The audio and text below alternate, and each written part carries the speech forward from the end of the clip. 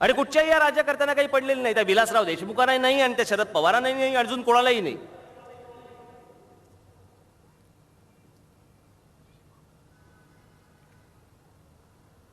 शरद पवार कृषी मंत्री असून कापसाच्या प्रश्नावरती बोलताना दिसत नाहीत. प्रत्येक वेळेला साखर. बरं, साखरेच्या मला त्या शेतकऱ्याबद्दल काही म्हणायचं नाहीये. त्यांनाही चांगला भाव मिळाला पाहिजे.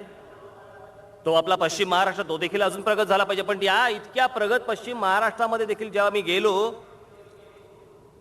त्यावेळेला तिकडचा तरुण ज्यावेळेला मला भेटला, तिकडच्या महिला ज्यावेळेला मला भेटल्या, तिकडच्या महिलांमध्ये चेहऱ्यावरती देखील कुठे सुख नाही, कुठे समाधान नाही.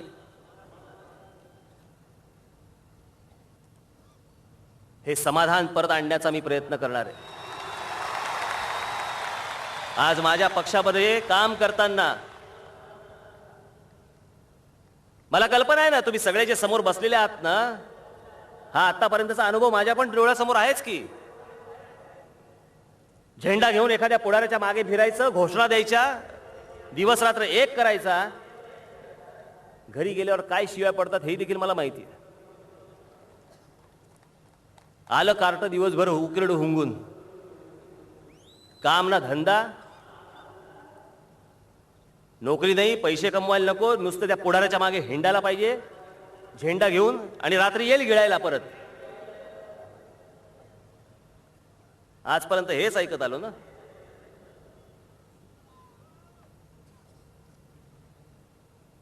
मला लोकांनी विचारलं की तुम्ही पक्ष बांधणीसाठी म्हणून एवढा कशाला वेळ लावताय?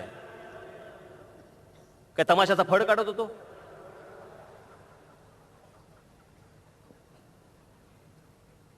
का गणेशोत्सव मंडळ काढत होतो की आज स्थापन केलं, उद्यापासून वर्गणी मागायला सुरुवात? विचार नको करायला की इतकी लोक जर माझ्यावरती अपेक्षा ठेवून बसणार असतील, लोकांच्या आशा जर माझ्यावरती लागणार असतील, तर त्याचा विचार करून मला पाऊल जपून पुढे टाकायला नको की आजपर्यंत बाकीच्यांनी जसा भ्रमनिरास तुमचा केला त्याचप्रमाणे जर उद्या मी देखील केला तर विश्वास तुम्ही ठेवणार कोणावरती? सतत काय नवीन पुढारी जन्माला यायचा आणि त्यांनी काय भ्रमनिरास करायचा, ह्याच्यात आयुष्य घालवणार? मी पक्षाचा ज्यावेळेला विचार करत होतो त्यावेळेला पहिला विचार माझ्या मनामध्ये आला की माझ्या पक्षामध्ये काम करणारा जो कार्यकर्ता असेल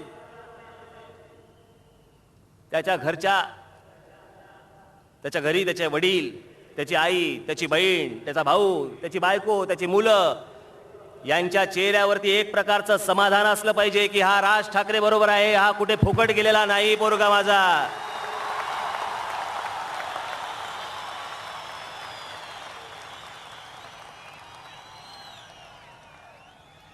जर इतक्या प्रकारचा विचार करून जर मी पुढचं पाऊल हळूहळू जरी टाकत असेन तर काय चुकलं माझं?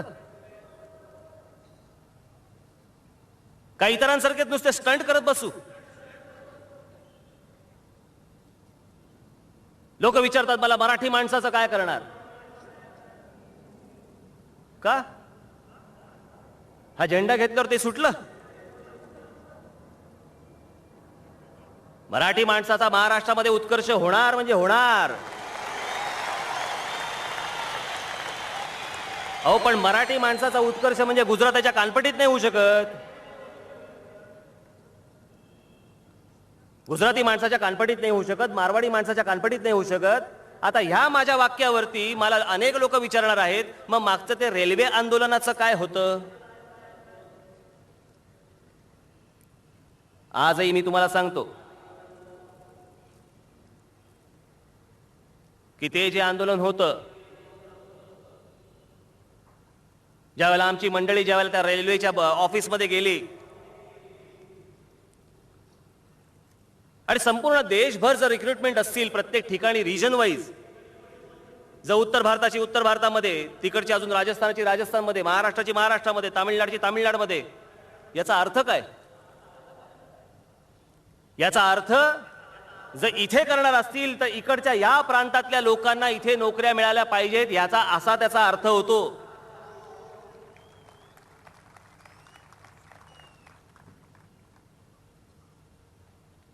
आणि जर ते त्या नोकऱ्या मिळवण्यासाठी म्हणून जर मला इथे कोणी असतील तर मला काहीच फरक पडत नाही ना. वर्षानुवर्षे इथे राहणारे कोणी बिहारी असतील, उत्तर भारतीय असतील, मी कधी बोललो त्यांना?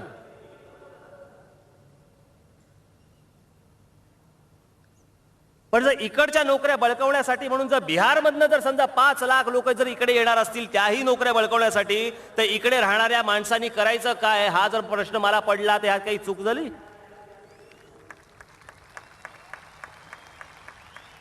यात कसली आली चूक?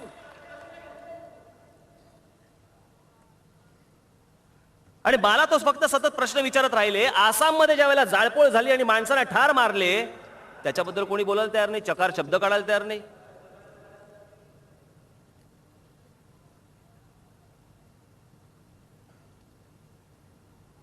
आज अनेक लोक इथे राहतात, अनेक जाती धर्माचे लोक इथे राहतात. माझे त्यातले अनेक जाती धर्माचे माझे पण मित्र आहेत. मूळ उद्देशापासून बाजूला हटत नाही. पण मी हा माझा महाराष्ट्र मोठा झाला पाहिजे, या माझ्या महाराष्ट्रामधल्या शेतकऱ्याला एक प्रतिष्ठा प्राप्त झाली पाहिजे. शेतीसारखा विषय, जोपर्यंत शेती या विषयाला ग्लॅमर येत नाही तोपर्यंत शेती हा विषय मोठाच होणार नाही. भविष्यामध्ये मला या महाराष्ट्रामधला जो शेतकरी आहे तो जीन्स आणि टी शर्ट घालून ट्रॅक्टरवरती बसलेला मला बघायचा आहे. त्याच वेळेला ही शेती मोठी होणार.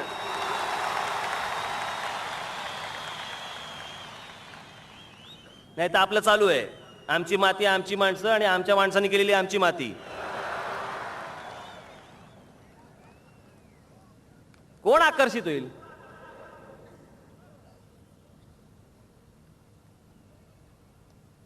शेती हा महाराष्ट्रामधला आकर्षणाचा विषय बनवण्यासाठी देखील माझी पावलं उचलली जाणार आहेत.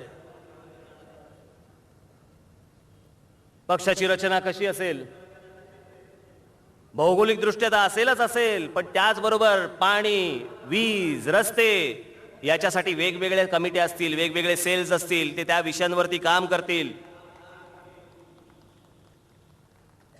लवकरच मी आजचं हे सगळं झालं की पुढच्या 15-20 दिवसामध्ये संपूर्ण महाराष्ट्रभर नोंदणीची मोहीम सुरू करतो आहे. या नोंदणीच्या मोहिमेमध्येच मला अनेक सितारे, हिरे, माणकी मिळणार आहेत. ते झाल्यानंतरच पक्षाची पद मी नंतर जाहीर करीन. घाई असेल तरी निघावं.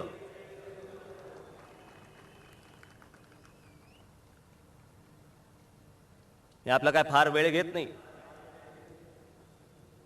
पण माझ्या डोळ्यासमोरचा महाराष्ट्राबद्दलचं माझं स्वप्न, आर्थिक दृष्ट्या सक्षम होणं हा महाराष्ट्र गरजेचा आहे. कसले आपण लाख आणि 1.25 लाखाच्या कर्जाची आपण विचार करतोय? या विदर्भामधला तरुण, या मराठवाड्यामधला तरुण, या पश्चिम महाराष्ट्रामधला तरुण, उत्तर महाराष्ट्रामधला तरुण, कोकणामधला तरुण आणि खास करून या मुंबईमधला तरुण काय विकलांग आहे का, अपंग आहे का, मंदबुद्धीचा आहे? ही कसली लाख आणि 1.25 लाखाची आपण कर्ज घेऊन बसलो? या महाराष्ट्रामध्ये इतकी ताकद आहे, उद्या 10 लाख कोटीचं जरी कर्ज आपण काढलं तरी द्यायची आपली क्षमता आहे, हे विसरू नका. अनेकांना असं वाटेल हा काय बोलतोय बावळटासारखं, ह्याला काय अंकगणित तरी कळतं का, ह्याला अर्थकारण तरी कळतं का? असे अनेक जण म्हणतील. पण मी आज या सगळ्या विषयांवरती मी तज्ञांशी बोलतोय की हे काय करता येईल. कापूस तिकडे पिकतो, सूतगिरण्या भलतीकडे, ऊस इकडे पिकतो तर विदर्भामध्ये साखर कारखाने, कशाला थांग पत्ता नाही. हे सगळं बदलून टाकण्यासाठी, हे सगळं ढवळून काढण्यासाठी, तुमच्यामधले चीड निर्माण करण्यासाठी आज मला सांगा, जो करदाता आहे त्या करदात्याला नक्की काय मिळतंय? तुम्ही फक्त कर भरताय, पण सरकार आणि करदाता ह्याच्यामध्ये एक प्रकारचं ॲग्रीमेंट असतं. ॲग्रीमेंट कसलं असतं की मी कर भरीन, तुम्ही मला ह्या सगळ्या गोष्टी द्या. मला नेहमी एक बारीकसा विचार नेहमी पहिला मनामध्ये येतो की एखादं घर, एखादी महिला